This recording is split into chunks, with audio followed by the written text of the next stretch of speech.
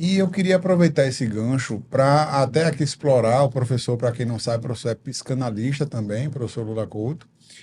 E eu queria, professor, aproveitar esses seus atributos, né, de um estudioso da mente humana para entender os radicais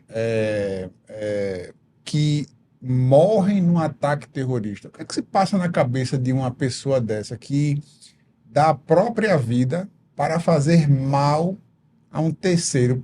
Ele dá a vida dele para fazer mal a maior quantidade possível de pessoas. Como é que se concebe, professor Lula Couto, uma mente humana, Ah, uma mente de uma pessoa dessa? O grande psicanalista pernambucano, mas radicado no Rio de Janeiro, Jurandir Freire, lançou um livro recentemente chamado Para Além do Princípio do Pudor, onde ele trata também desse assunto, inclusive abordando um outro trabalho do psicanalista Contardo Caligares, que é O Mal e o Grupo, se eu não me engano, que também foi relançado recentemente. É, Veja, André, essas pessoas mais radicais, elas entendem que estão dentro de uma causa. A causa justificaria esse ato. Elas não entendem como você, ou como eu, ou como a maioria das pessoas. Muito pelo contrário, elas entendem que estão fazendo um sacrifício em homenagem a uma causa e um sacrifício referendado por Deus. A gente volta para aquela questão inicial, né? Se você perceber como os fundamentalistas em todas as áreas, inclusive na política, eles justificam os atos mais grotescos em nome de uma missão, de uma causa. Sim, Então, para essas pessoas, eles estão agindo para combater um mal maior, né? Então, quando Israel tem uma reação desproporcional onde vitimiza crianças, o governo de Israel não leva em consideração essa questão humanitária porque eles estão agindo para combater o mal maior. é E aquela quando, história e- do mal, do fim justifica os meios. exato. E quando o Hamas pratica esses atos terroristas, matando crianças e senhoras, pessoas inocentes, civis, eles também justificam a ira e a revolta por uma causa maior. Então, a mente dessas pessoas, como você muito bem perguntou, é uma mente que ela tem uma justificativa moral, de acordo com a causa que nós não conseguimos compreender porque nós estamos de fora dessa noção. E aí a gente se espanta. Graças a Deus que a gente se espanta, né? O É, pior é quando tem gente que não se espanta, inclusive aqui no Brasil.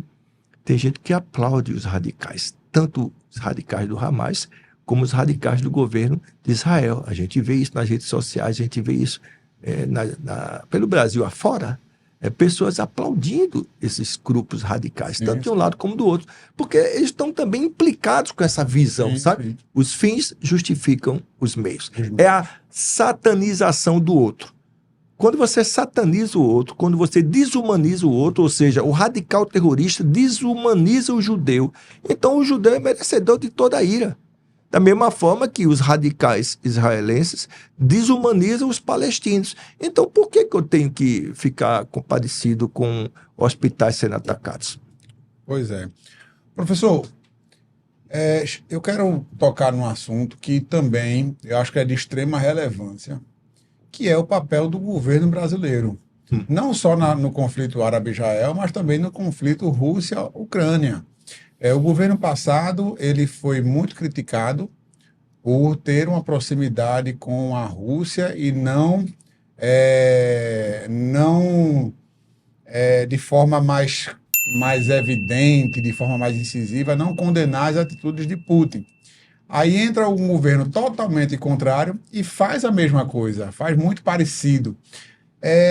Como é que o professor avalia a posição do governo brasileiro? A gente sabe que o governo brasileiro ele precisa ter uma certa prudência Perfeito. pela necessidade que o Brasil tem de alguns insumos, algumas dependências que nós temos do mercado russo. Mas como é que o professor avalia essa postura do governo brasileiro? É caminhar numa navalha. Porque, de um lado, você tem a objetividade da necessidade de defender o direito à vida.